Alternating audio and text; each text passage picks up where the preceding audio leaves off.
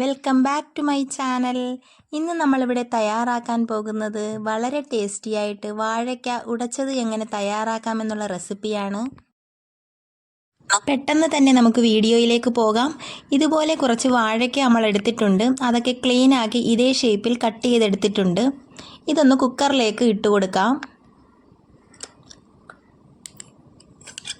കുക്കറിലിട്ട ശേഷം 1 ടീസ്പൂൺ ഉപ്പ് ചേർത്ത് കൊടുക്കാം. 1 കപ്പ് വെള്ളവും കൂടി ഒഴിച്ച ശേഷം അടച്ചു വെച്ച് വേവിച്ചെടുക്കാം. ഇനി ഇതിലേക്ക് വേണ്ട അരപ്പ് തയ്യാറാക്കാം. അതിനായി ഞാനിവിടെ എടുത്തിട്ടുള്ളത് കുറച്ച് തേങ്ങ, 1 പച്ചമുളക്, ജീരകം, മഞ്ഞൾപ്പൊടി, വെളുത്തുള്ളി എന്നിവയാണ്.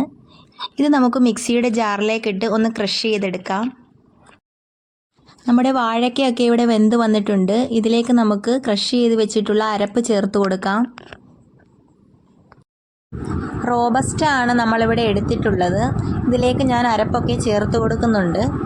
എല്ലാം കൂടി ഒന്ന് മിക്സ് ചെയ്തെടുക്കണം. കായൊക്കെ നമുക്ക് നന്നായി ഒന്ന് ഉടച്ചെടുക്കാം. കഞ്ഞിയുടെയും ചോറിൻ്റെയും ഒക്കെ ഒപ്പം കൂട്ടിക്കഴിക്കാൻ പറ്റിയ ഒരു അടിപൊളി റെസിപ്പിയാണ് നമ്മളിവിടെ കാണിക്കുന്നത്.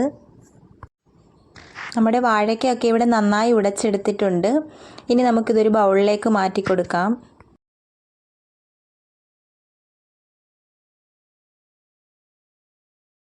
ഇനി ഇതിലേക്ക് നമുക്ക് കടുക് വറുത്ത് താളിക്കാം.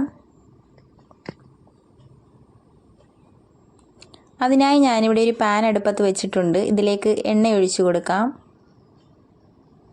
എണ്ണ ചൂടായി വന്നു കഴിഞ്ഞാൽ കടുകിട്ട് പൊട്ടിക്കാം.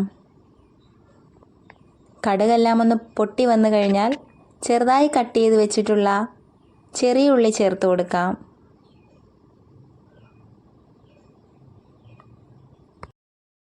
ഇനി ഇതിലേക്ക് വറ്റൽ മുളകും കറിവേപ്പിലയും ചേർത്ത് കൊടുക്കാം. വാഴയ്ക്ക ഉടച്ചതിലേക്ക് താളിച്ചു കൊടുക്കാം.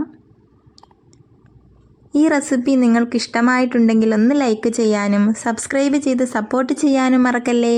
അടുത്തുള്ള കുഞ്ഞു ബെല്ലൈക്കണിൽ ഓൾ എന്ന ഓപ്ഷൻ കൂടി കൊടുക്കണേ. നിങ്ങളുടെ അഭിപ്രായങ്ങൾ കമൻറ്റ് ബോക്സിൽ രേഖപ്പെടുത്തണേ. അടുത്തൊരു ഉപകാരപ്രദമായ വീഡിയോയുമായി കാണും വരേക്കും താങ്ക് യു.